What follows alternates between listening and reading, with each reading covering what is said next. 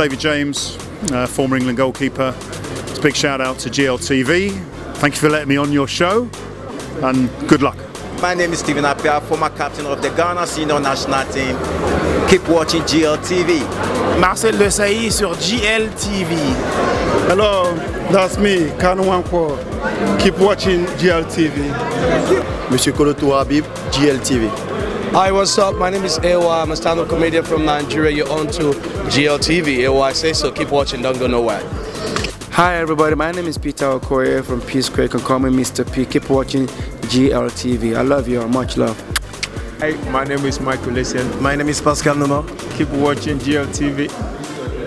You are here. Peace. Peace. Gaël Nganamut, Ballon d'Or africain, suivez DSTV. Etienne Eto, JFTV. Bonjour, c'est Samuel Eto, je vous embrasse tous sur GLTV. Bonjour à vous tous qui nous suivez sur GLTV1.com, Touba Boubou Delo Ikadon. Nous nous trouvons à Antalya, en Turquie. La fondation Samuel Eto qui a commémoré les 10 ans depuis son existence. Et nous avons trouvé un grand monsieur qui représente aussi la République démocratique du Congo, monsieur Costa Omari. Restez connectés et suivez parce qu'on va toucher tous les points et il va les développer. Suivez. Comme vous voyez, nous avons l'honneur d'avoir à nos côtés le président de la Fédération de la République démocratique du Congo, monsieur Costa Omari. Bonjour. Bonjour. Comment allez-vous? Très très bien, merci. Voilà. Nous vous trouvons ici à Antalya pour l'événement des 10 ans de la fondation de la charité de Samuel Eto. Vous vous êtes déplacé. Parlez-nous-en un peu. Écoutez, je fais le déplacement parce que Samuel m'avait invité.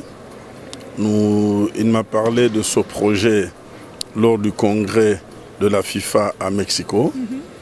Et j'avais marqué mon accord pour pouvoir venir le soutenir. Et c'est pour cela que je suis ici, car vous savez, au-delà de la fondation, c'est quelqu'un qui a marqué le football africain, qui a beaucoup donné au football africain, au football international.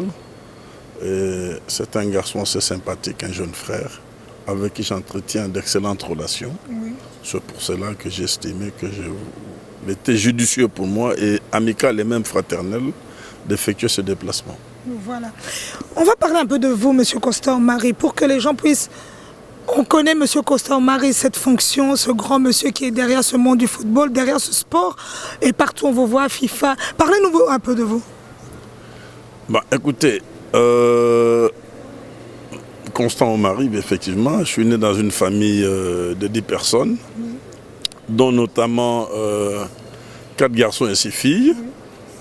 Et je suis marié et père de 2 enfants. Ensuite, de formation, je suis ingénieur civil en construction ferroviaire. Je travaille à la Société commerciale des transports et ports, l'ancien ONATRA, où je suis directeur de département depuis 1996. Et parallèlement à cela, je suis président de la Fédération congolaise de football. Je suis membre du conseil de la FIFA, ce qu'on appelait hier le comité exécutif, avec les réformes que nous venions d'implanter. Ça s'appelle conseil. Je suis membre du comité exécutif aussi de la Confédération africaine de football, la CAF en sigle. Et je préside plusieurs commissions tant au niveau de la CAF que de la FIFA. Voilà. Voilà, on vient de voir une nouvelle promotion qui s'est ajoutée, une autre corde à cet arc. Parlez-nous-en. Laquelle encore là? On a appris qu'on a rajouté encore une fois une autre fonction à M. Costa Omari. Non, c'est-à-dire que hier, la FIFA hier, on appelait ça le comité exécutif, dont je suis membre, j'étais membre. Et suite à la réforme qui a intervenu au niveau de la FIFA, ce n'est plus le comité exécutif, ça s'appelle maintenant le conseil, dont je suis membre. Le mandat court jusqu'à l'année prochaine. Donc, à ce niveau-là, nous nous occupons de toutes les orientations stratégiques et, au niveau de la FIFA, toutes les grandes décisions qui concernent la stratégie, qui concernent la politique, qui concernent les orientations marketing relèvent du Conseil. Et la fonction exécutive, elle relève maintenant du secrétariat général de la FIFA. Donc c'est une fonction assez importante. Donc pratiquement membre du gouvernement du football mondial. Voilà, membre du gouvernement mondial du football. Et comment ça se passe? Parce que c'est une fonction où on ne retrouve pas souvent les Africains Et aujourd'hui, on peut en citer, vous faites partie de cette fierté. Entre ces noms-là, on retrouve aussi M. Castor-Maré. Comment ça se passe qu'un Africain puisse placer aussi un mot dans ce groupe? Non, écoutez, c'est un problème d'abord de quotas réservés à chaque continent. Hier, nous n'étions qu'à 4. Il y a le président Issa Hayatou d'abord, qui est le président de la Confédération africaine de football et qui est le vice-président senior de la FIFA. Il y a M. Ania Bourida de l'Égypte. Il y a Tarek Bouchamaoui de la Tunisie et moi. Nous étions à 4. Jusqu'à présent, nous sommes à 4 Africains. Alors, en fonction de nouvelles réformes, plus Mme Lydia Tsekera du Burundi, donc nous sommes à 5. Maintenant, avec les nouvelles réformes, nous passerons à 7. C'est pour cela qu'au mois de septembre, au niveau de la Confédération africaine de football, il est prévu des élections de 2 membres supplémentaires pour arriver à satisfaire notre quota de 7. En fait, on y accède parfois d'élections. C'est un mandat de 4 ans. Vous êtes élu au sein de votre confédération pour aller la représenter au niveau de la FIFA. Voilà. On va parler de cette fédération de la République démocratique du Congo, le président Castor-Maré. On sait que ce n'est pas évident, mais on aimerait bien vous féliciter d'avoir amené cette équipe nationale à ce niveau-là, un niveau international, un niveau supérieur depuis 1974. Aujourd'hui, on compte cette équipe parmi les grandes équipes du monde. Parlez-en un peu. Bon, il faut dire que aujourd'hui, je considère que nous sommes à mi-chemin. À mi-chemin, pourquoi? Parce que nous nous sommes donné un deadline. C'est un projet que nous avons mis en place il y a pratiquement 12 ans. Il y a 12 ans que j'ai commencé à sillonner l'Europe pour récupérer un peu tous les binationaux. Il y a 12 ans que j'ai commencé à initier des réformes au sein de la fédération elle-même d'abord, dans sa structure. Il y a 12 ans, il y a 6 ans que nous avons opéré une grande réforme en supprimant pratiquement toutes les premières divisions qui existaient à travers tout le pays pour en faire une seule ligue nationale, donc la seule division nationale unique. Et ça n'a pas été facile. Il y a eu beaucoup de pesanteurs et nous avons lancé toutes ces réformes et pratiquement au moment où nous parlons, nous sommes à mi-chemin. Ces réformes commencent à porter leurs fruits. Il y a beaucoup de binationaux aujourd'hui qui veulent revenir jouer pour leur équipe nationale. Hier, nous les cherchions, mais aujourd'hui, ce sont eux qui viennent d'eux-mêmes. Et même l'entraîneur a l'embarras aujourd'hui, l'embarras de choix. C'est ce que nous voulions. Parce qu'à l'époque, quand on n'avait pas d'embarras de choix, on n'avait que ce qu'on avait sous la main. Mais maintenant, en ayant l'embarras au choix, nous avons les meilleurs. Et nous avons essayé de placer un peu plus haut aussi la barre, notamment les conditions. Hier, on pouvait prendre un joueur qui était en 3e, 4e division. Mais là, nous avons dit il faudrait au minimum être en minimum 2e division. Et être dans l'équipe et avoir un nombre de matchs donnés. Donc avoir un temps de jeu donné dans son club, être performant pour pouvoir insérer cette équipe nationale. Ensuite, il faut reconnaître que le lancement du CHAN, le championnat d'Afrique des Nations, réservé aux nationaux, nous a beaucoup aidé. Ça nous a permis de renforcer notre championnat. Les réformes que nous avions lancées au niveau de notre championnat ont produit des effets. C'est comme ça qu'en 2009, nous avons remporté la première édition en Côte d'Ivoire. Et là, nous venons de remporter la 4e édition au Rwanda. Ça signifie que nous avons au jour d'aujourd'hui une ossature locale performante et une ossature extérieure performante. Et c'est la symbiose qui justifie que nous ayons cet effort. En 3e lieu, nous avons décidé d'africaniser les cadres. Vous savez, nous avions travaillé pendant plus de 10 ans avec des entraîneurs étrangers, des Européens. Ça, c'est vrai. Et bien sûr qu'il y a eu de hauts et de bas, mais toute proportion gardée, depuis que nous avions décidé d'africaniser les cadres, notamment en prenant Florent Ibenge, qui lui il est congolais, il a la nationalité française mais d'origine congolaise, qui connaît notre culture, qui connaît notre psychologie, les choses semblent aller de mieux en mieux. De mieux en mieux. Et il y a cette émulation, il y a cette fierté, Tout cela faisant, ça nous permet aujourd'hui d'entrevoir l'avenir avec beaucoup plus d'optimisme. Oui. Quand on parle de cette évolution, on voit toute cette gloire qui tourne autour de cette équipe nationale, même Mazembe. Donc on parle de toutes ces équipes, on voit découper l'évolution. Mais cette infrastructure de tous ces stades, en tant que président de cette fédération, en République démocratique du Congo, on a l'impression qu'il y a un manque. Qu'est-ce que vous pouvez dire? Bon, effectivement, c'est une inadéquation. C'est pour cela que je ne cesse de déranger de temps en temps le gouvernement pour demander à ce que nous puissions avoir des infrastructures appropriées au niveau du standing international, ce qui permet à nos jeunes de pouvoir développer au mieux leurs aptitudes. C'est vrai que d'un côté, il y a un potentiel humain important, des jeunes talentueux, mais de l'autre côté, nous n'avons pas des infrastructures de haut niveau.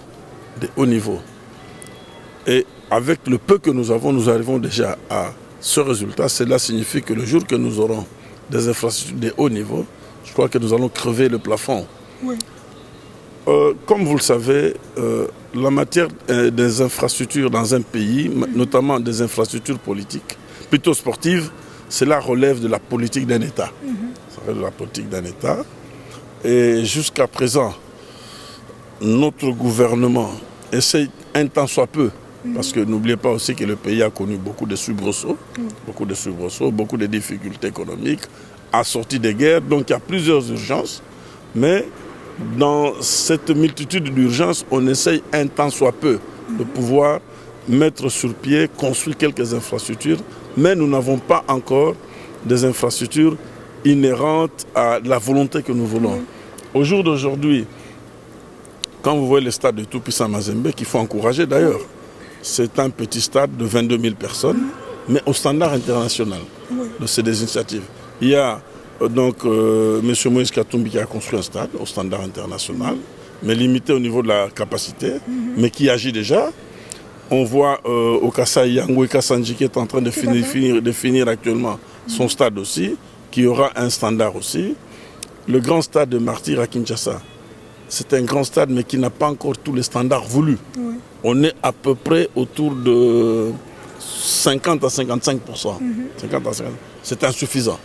Pour 2 345 000 km², c'est insuffisant, c'est largement insuffisant.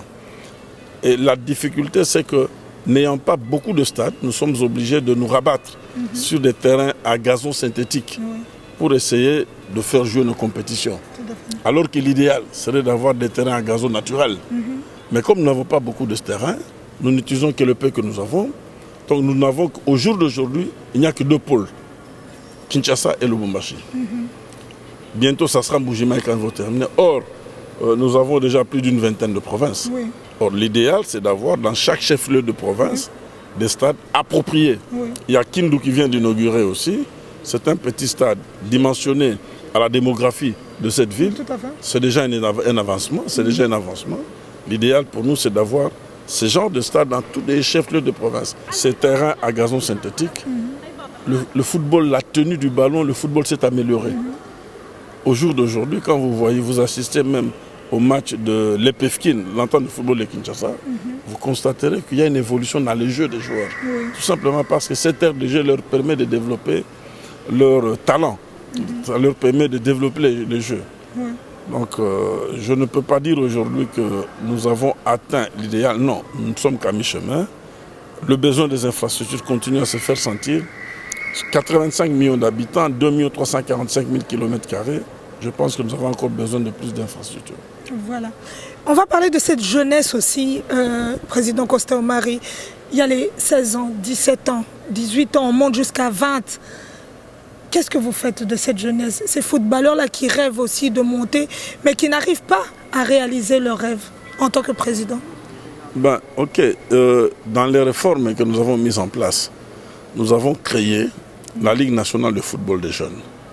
La Ligue nationale de football des jeunes, qui organise déjà des championnats des jeunes.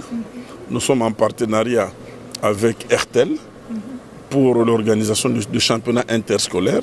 Là, ça nous prend le moins de 15 ans, les U15. U15, U16. Nous avons mis sur pied la Commission nationale du football féminin aussi, ce qui nous permet aussi de nous occuper des femmes.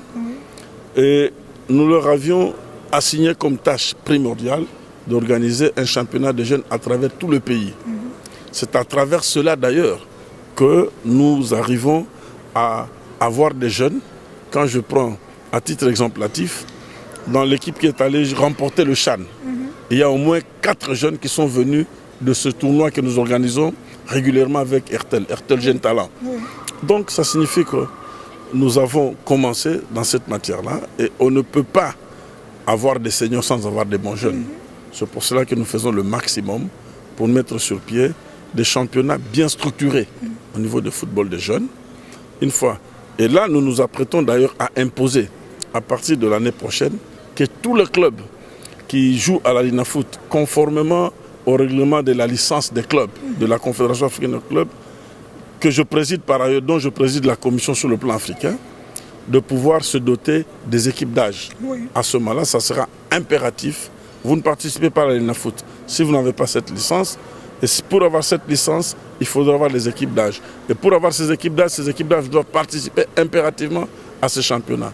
À ce moment-là, ça nous permettra d'avoir des structures, des championnats bien structurés pour nous permettre d'établir une traçabilité footballistique assez transparente. Comment expliquer qu'il y a autant de joueurs étrangers dans ces équipes de la République démocratique du Congo? Écoutez, nous avons laissé ce libre choix à chaque club. Vous savez que les clubs sont des entités privées. Nous avons laissé jusqu'à un certain moment aux clubs pour leur permettre aussi de faire profiter ces expériences-là à nos jeunes, à nos compatriotes. Maintenant, nous nous apprêtons, il y a 2 ans, nous avions trouvé un modus vivendi avec les grands clubs pour leur donner 3 années probatoires, c'est-à-dire à l'échelon 2017-2018, nous allons limiter le nombre d'étrangers dans nos clubs pour permettre de donner la chance aux jeunes Congolais de pouvoir aussi bénéficier des avancées de ces clubs-là. Mais dans un premier temps, les clubs sont des faits privés, ils en avaient besoin. La preuve, c'est que avec cette ouverture qui avait été opérée, les clubs ont beaucoup progressé. Aujourd'hui, quand vous prenez Real de Madrid, vous avez combien de joueurs uniquement espagnols? Quand vous prenez Paris Saint-Germain, vous avez combien de joueurs uniquement français? Donc je dirais même que c'est à la mode d'avoir les meilleurs, de faire venir les meilleurs dans votre championnat pour permettre de relever le niveau du championnat. C'est ce qui a été fait. Mais à un certain moment, nous serons dans l'obligation de pouvoir limiter pour nous permettre d'avoir des nationaux qui soient compétitifs et avoir une bonne équipe nationale. C'est un rêve, hein? C'est un rêve qu'on aimerait bien réaliser aussi et donner l'espoir à tous ces jeunes. Président Costa Omari, il y a un souci qui revient à chaque fois et vous êtes bien placé pour nous en parler. Il y a toujours ce problème-là qu'on parle dans les médias, qu'on parle un peu partout, au niveau des footballeurs, au niveau des gens qui s'occupent, des entraîneurs et tout le monde. On parle de ce souci-là, les salaires, le retard de ces salaires. Expliquez-nous. Voilà. Vous savez, c'est un peu marrant par moment. Les entraîneurs des équipes nationales, en ce qui concerne notre pays, signent un contrat avec le gouvernement et la fédération. La fédération est co-signatrice de ce contrat. Dans les contrats, quand je prends l'équipe nationale senior, parce que ce sont les seuls qui ont des contrats, les autres n'ont pas de contrat. Je prends le cas il y a 5 personnes dans l'équipe senior qui ont des contrats. Ces contrats sont signés par qui? Les bénéficiaires, donc ces entraîneurs-là, par le ministre de Sport d'abord, celui des Finances et celui du Budget. Ils signent sur le contrat. Parce que ce sont eux qui engagent le gouvernement, parce que c'est le gouvernement qui paye les salaires. Co-signé par la fédération, parce que nous les gérons sur le plan technique. Nous ne les gérons pas sur le plan financier. Alors, les salaires sont payés directement aux entraîneurs. Nous initions les documents. Nous initions les documents, nous les introduisons au niveau du ministère des Sports. Et à partir du moment où nous introduisons au niveau du ministère des Sports, le reste, c'est la chaîne gouvernementale qui entre en danse. Mais il se fait qu'au niveau de la chaîne gouvernementale, il y a le ministère des Sports. Au niveau du budget, il y a les services d'engagement. Il y a plusieurs services. Il y a la chaîne, ce qu'ils appellent la chaîne des dépenses. Et après, ça doit passer au niveau du ministre des Finances qui doit renvoyer encore dans la chaîne pour aller renvoyer à la Banque centrale.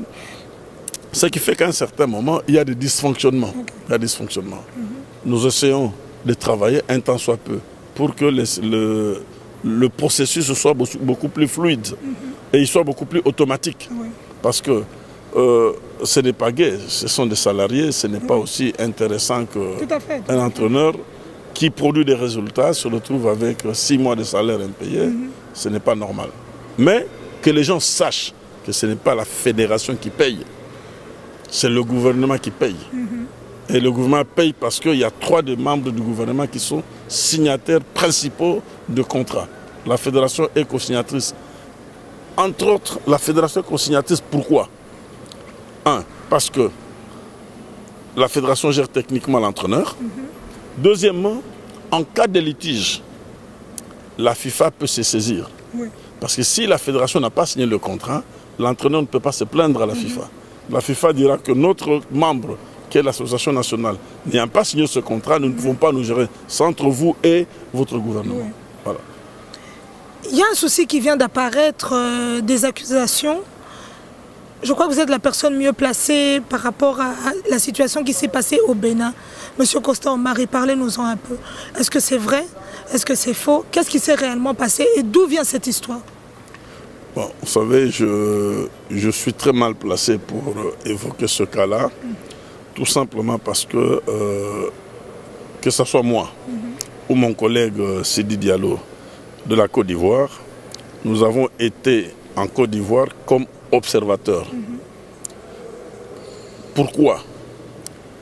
Il arrive dans un pays, au sein d'une association nationale qui organise ses assises, qu'elle puisse demander à la FIFA de lui déléguer un membre et à sa confédération de lui déléguer aussi un membre pour assister à l'Assemblée générale, voir si tout se fait le plus régulièrement possible.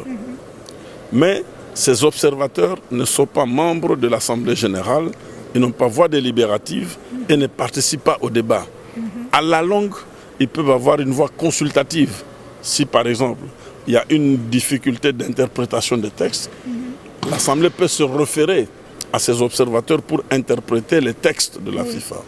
Alors, comme vous le savez, la fédération béninoise est une fédération qui connaît depuis plus de 10 ans des situations instables, des conflits permanents qui n'ont pas permis d'ailleurs au football béninois de se développer.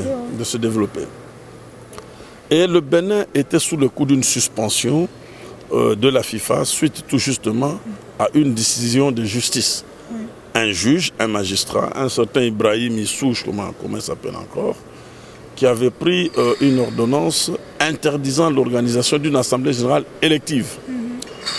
La FIFA avait considéré cela comme étant une immixtion purement et simplement dans les affaires internes. Parce que, entre autres, il faudrait que le téléspectateur le sache. Quand une association nationale adhère à la FIFA, elle signe un engagement de respecter en tout temps et en tout lieu les décisions et directives de la FIFA et les statuts de la FIFA, de sa confédération aussi, et de faire appliquer par ses propres membres. C'est impératif et il nous est demandé de reprendre cela dans tous nos statuts. Il se fait qu'au niveau au sein de la fédération béninoise, il y avait eu des conflits. À l'époque du président de la République, Yahi Boni, il y a eu des conflits entre le pouvoir et le comité qui était en place. Une mission, la FIFA a envoyé plusieurs missions et la CAF se passe. Moi-même, j'étais plusieurs fois dans ce genre de missions. Et la conclusion était qu'il fallait mettre sur pied un comité de normalisation, c'est-à-dire un comité transitoire avec comme objectif de normaliser les relations entre le gouvernement et la fédération d'un côté et deuxièmement de niveler leurs textes, les ramener au niveau standard, leur statut, et ensuite organiser en bonne et due forme des élections pour permettre à ce qu'il y ait un comité normal. Alors, quand on avait mis sur pied ce comité de normalisation, le comité sortant qui avait été écarté se retrouvait en train de monter plusieurs coups contre le comité de normalisation. Et parmi les gens qui avaient été mis à l'écart, dont le président, il y a un qui est ami très lié à ce magistrat-là. Selon les informations, ils seront membres ensemble d'une société secrète. Comme vous le savez, au Bénin, ça pilule ce genre de choses. Ils seront membres ensemble d'une société secrète. Et dans leur société secrète, ils se jurent de soutien de se soutenir en tout temps comme ça. On ne connaît même pas ce quoi exactement. Alors, c'est ce magistrat-là qui avait pris la première ordonnance pour interdire cette Assemblée générale qui avait amené la FIFA à suspendre la fédération. Et dans la décision de suspension de cette fédération, la condition était primo. Il fallait organiser les élections en bonne et due forme. Et ensuite, la FIFA allait lever la sanction. Et la FIFA avait décidé un audit de la gestion du comité qui avait été déposé avant la normalisation. Et tout ça vient toujours de la FIFA. Voilà. Donc, c'est une décision. Les règlements, les statuts de la FIFA le prévoient. Quand il y a des troubles au sein d'une fédération, la FIFA se saisit du dossier et peut mettre sur pied un comité de normalisation. C'est normal. C'est prévu dans les statuts. Ce qui avait été fait jusque-là, il n'y a pas de problème. Mais les gens qui avaient été déposés, comme eux, ils avaient géré en 2015 et qu'ils n'arrivaient pas à justifier les fonds qui avaient été mis à leur disposition, se sont mis à développer plusieurs stratégies pour bloquer les fonctionnements et saboter pratiquement la fédération pour qu'il n'y ait pas de calme. Parce qu'une fois le calme revenu, la FIFA devait diligenter cet audit. Alors, c'est pour cela que, au terme de cette normalisation, la fédération béninoise a organisé les élections. Et même, c'est la CAF qui a dû payer même les fonds. C'est la CAF qui a sorti des fonds pour organiser ces assises. Nous sommes allés, Sidi Diallo et moi, de la Côte d'Ivoire, pour assister comme observateurs. L'Assemblée générale a eu lieu. Et comme c'était une élection par liste, il n'y avait qu'une seule liste. Il n'y avait qu'une seule liste. Cette assemblée n'a pas pris du temps. En moins d'une heure, ils ont liquidé leur assemblée générale. Nous nous étions dans la salle, nous observions. Ils ont liquidé leur assemblée générale. L'assemblée générale terminée, les élections terminées. Le président du comité de normalisation a reçu, ce faisant, un document disant que le même magistrat qui avait interdit la première assemblée générale, qui avait amené à la suspension, venait de pondre un autre document pour interdire de nouveau cette assemblée générale. Mais cette fois-là, malheureusement, l'assemblée générale avait déjà pris fin. Et vous aviez déjà signé?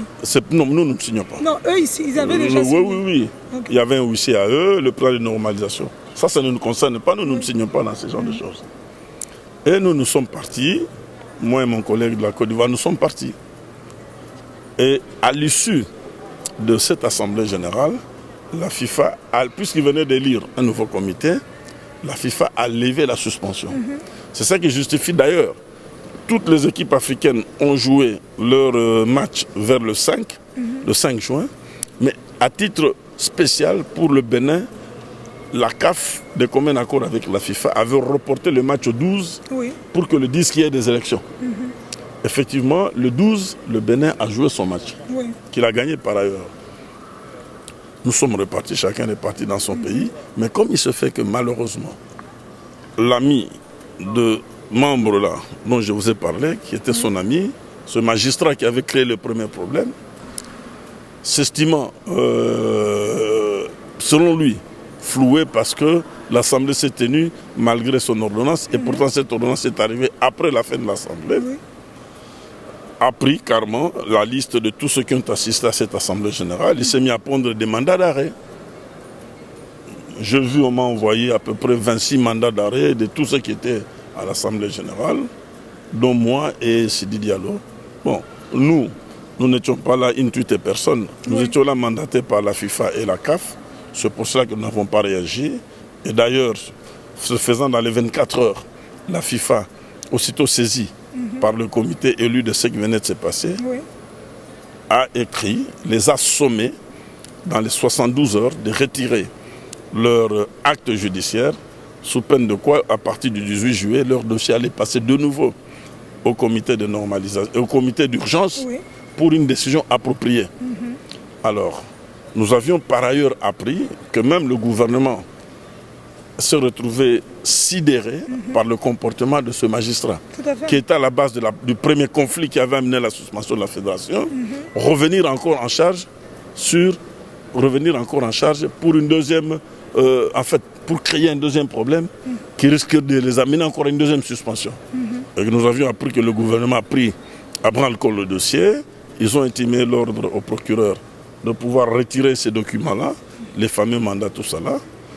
Et c'est ce qui est en cours. Et malheureusement, malheureusement ou fort heureusement, le gars qui était à la base de ce coup, ils se sont mis à propager à travers les réseaux sociaux, à travers les médias, ces mandats pour essayer de nous salir, dans la malveillance purement de salir notre honorabilité. Mais nous ne sommes concernés ni de loin ni de près. Nous sommes concernés ni de loin ni de près. Voilà. Président Constant Omari, on vous voit voyager, vous prenez l'avion, vous partez. Donc cette histoire, quelque part, ne vous touche pas tellement? Oh, pas du tout. Vous savez, pour qui connaît la fédération béninoise, pour qui connaît les Béninois, comment est-ce qu'ils agissent, pour peu que ces derniers temps, j'ai été souvent au Bénin, je ne m'en fais pas. Et pourtant, dans ce pays-là, il y a des personnes hautement intelligentes. Mais seulement, il y a un magistrat avec son ami, son fameux ami, qui essaie de saborder toute la fédération, parce que, de peur que la FIFA puisse découvrir toutes les malversations qui se sont passées sur les fonds mis à leur disposition. Donc, moi, ça ne me dit rien. J'estime, bon, écoutez, mais ce qui me choque, c'est la mauvaise image que nous projetons de l'Afrique. C'est la mauvaise image. Triste, ça. Parce que quand je rencontre des amis étrangers qui ont suivi cette affaire, qui ne réalisent pas que dans un pays, qu'il y a un magistrat qui puisse mettre le football de son pays en péril. C'est une immixtion purement et simplement. Il est strictement interdit aux acteurs du football d'amener dans des cours et tribunaux ordinaires les problèmes liés au football. Il est strictement interdit à la justice d'un pays de s'immiscer dans les affaires purement techniques du football. Et encore que si c'était une affaire financière, ce n'est pas une affaire financière. Si la justice américaine et suisse sont en train d'enquêter, les deux sont en train d'enquêter sur ce qui s'est passé à la FIFA, c'est tout simplement parce que dans ces affaires financières se trouvent aussi des sociétés américaines. Donc ça quitte, c'est des dossiers au-delà uniquement du football. Donc il y a beaucoup d'enjeux. Voilà. Donc pas seulement d'enjeux. À partir du moment où ça quitte le milieu du football et que cela concerne des entreprises, des sociétés américaines qui sont sponsors du football, à partir de ce moment-là, la justice s'en saisit. Mais si c'était des dossiers uniquement internes à la FIFA, liés au football, la justice n'allait pas s'en saisir, puisque la FIFA, à son sein, a des mécanismes appropriés pour pouvoir gérer ce genre de problèmes. Voilà. Je crois que la réponse est là et on a tout compris. Président Constant Omari, quel est votre secret? Cette ténacité, quand vous êtes rentré dans les locaux de l'équipe nationale, quand ils sont là, les nationaux, ceux qui viennent de loin, tous ces joueurs, quand vous rentrez, on vous a vu dans des vidéos qui ont circulé, vous venez pas souvent, mais quand vous arrivez, c'est vraiment le mot qu'on attendait pour motiver cette équipe nationale. Dites-nous, où puisez-vous cette force? Écoutez, je crois que d'abord il y a un problème de leadership. Un problème de leadership. Et avoir des mots appropriés, avoir une attitude qui permet aux joueurs de me respecter. À partir du moment où j'entretiens des bonnes relations avec les joueurs, le staff technique, ils voient ce que je fais chaque jour pour eux. À partir du moment où je trouve les mots justes pour les motiver, et que quand il faudrait être dur, je suis dur, je crois que ça relève du leadership. Bon, on me dira bien sûr qu'il y a un leadership qui peut se forger, il y a un leadership qui peut être naturel aussi. Mais je crois que Dieu m'a doté de ce leadership. Et c'est ce qui fait que j'en fais usage. Il faut faire un bon usage, pas un mauvais usage. J'essaie d'en faire un bon usage. Et heureusement que le joueur croit en moi. Ils croient en ce que je leur dis. Ils croient en ce que je leur demande parce qu'ils voient ce que j'ai fait pour eux. Ils voient comment est-ce que jour et nuit, je me bats pour eux, pour leur obtenir les meilleurs avantages possibles. Et ils croient en cela et ils voient des résultats. Et c'est ce qui justifie. Il n'y a pas de magie dans tout ça là. C'est la croyance. Et ensuite, il y a un élément important. C'est cette démystification psychique et psychologique du fétichisme. Oui. Parce que jusqu'à un certain moment, au sein de cette équipe nationale, il y a eu un courant de fétichisme qui avait amené les joueurs à croire qu'il n'y avait que ça pour jouer au football. Et depuis que j'ai pris cette fédération en main, j'essaie d'extirper, d'exorciser ce mal-là.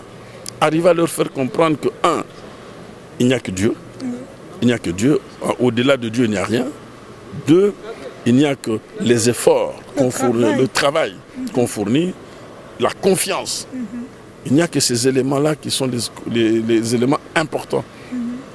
Et les joueurs ont adhéré à ce discours, et c'est ce qui justifie que les choses aillent mieux. C'est ce qui justifie que d'ailleurs, vous l'avez dit, si vous observez dans la plupart des choses, quand j'entre, c'est pour leur parler et prier ensemble avec eux. Et voilà. Voilà, nous allons, mes 2 dernières questions, nous allons tout droit vers cette Coupe du Monde. La République démocratique du Congo a une chance d'arriver encore nous faire rêver comme ils le font si bien. En tout cas, on remercie tous ces joueurs. Peu importe d'où ils viennent, ils sont toujours là à avoir cet esprit d'équipe, ce team spirit. Comme on le dit partout, ils le font avec beaucoup de dignité. Président Costa Omari, la route est là devant nous. Le challenge est là. Vous savez, je n'ai pas voulu le dire, mais tout notre projet de football, la quintessence, c'est la Coupe du Monde. C'est repartir à la Coupe du Monde. Et pour une fois, je crois que tous les éléments du puzzle sont en place. Tout à fait. Tous les éléments du puzzle sont en place. Le jour qu'il y a eu le tirage au sort pour le groupe de la Coupe du Monde, j'ai reçu un message du joueur Bolassi. Oui. Il m'a envoyé un message. Juste après le groupe, il m'a envoyé un message. Il dit, President, it's our time. Yes. Donc le petit, j'ai compris, il m'a dit, c'est notre temps. Oui. Donc il faut saisir cette opportunité. C'est pour cela que d'ailleurs je me prépare, dès que je rentre au pays, je vais initier une série de réunions avec tous les acteurs. Tous ceux qui aiment le football congolais, tous ces comités de soutien, tous les acteurs que moi j'appelle des opposants, ceux qui ont pensé que la tête d'Omari ne les intéressait pas. Tous, ils doivent venir parce qu'il faudrait une unité autour de cette équipe nationale. Et c'est cette unité-là qui sera la force pour cette Coupe du Monde. Parce qu'il n'y aura pas d'excuses. Il n'y aura pas d'excuses. Je solliciterai une réunion, plusieurs réunions avec le gouvernement. Avant mon départ, j'ai demandé à l'entraîneur Ibengue de préparer son programme. Il a préparé, selon ce que j'ai reçu comme information de la fédération. Il a déposé son programme. J'aurai des séances de travail avec le ministère des Sports. Au besoin, je demanderai au ministère des Sports d'avoir des séances de travail avec le ministre d'État chargé du budget et celui des Finances pour que nous puissions mettre sur pied un bon programme, un bon calendrier de décaissement des fonds. J'aurai des réunions avec toutes les parties concernées pour que, ensemble, une fois pour toutes, que nous puissions taire nos conflits et que nous puissions nous concentrer autour de cette équipe nationale. Parce que c'est maintenant ou jamais que nous avons l'opportunité d'aller à cette Coupe du Monde. Et si les uns et les autres comprennent la démarche qui sera la nôtre, je crois que la voie... Vous savez, il y a une chose que nous avons fait au niveau de la fédération que beaucoup de gens n'ont pas réalisé. Tous les anciens joueurs de la génération des années 68 et 74, ceux qui avaient remporté la première et la deuxième Coupe d'Afrique des Nations, nous leur avions alloué une enveloppe viatique, c'est pas beaucoup, mais $200 par mois. Ils viennent toucher chacun $200 par mois à la fédération. Et au départ, je croyais que c'était un geste banal, mais au fond, j'ai réalisé que c'est un geste très significatif. Tout à fait. Ça les a beaucoup soulagés. Et nous sommes des Bantous. Nous sommes des Bantous. La sorcellerie, ce n'est pas seulement ce qu'on fait, c'est la parole aussi. Et tout se passe par la parole. La parole. Et j'ai vu ces aînés-là, que je respecte par ailleurs, que je remercie, me dire, Président, avec ce que vous avez fait, ces jeunes iront très loin. Donc, inéluctablement, il y a un effet. Et c'est pour cela que, tirant cette expérience, je me suis dit qu'il faudrait inviter tous ceux qui pensent qu'ils ne sont pas de notre avis.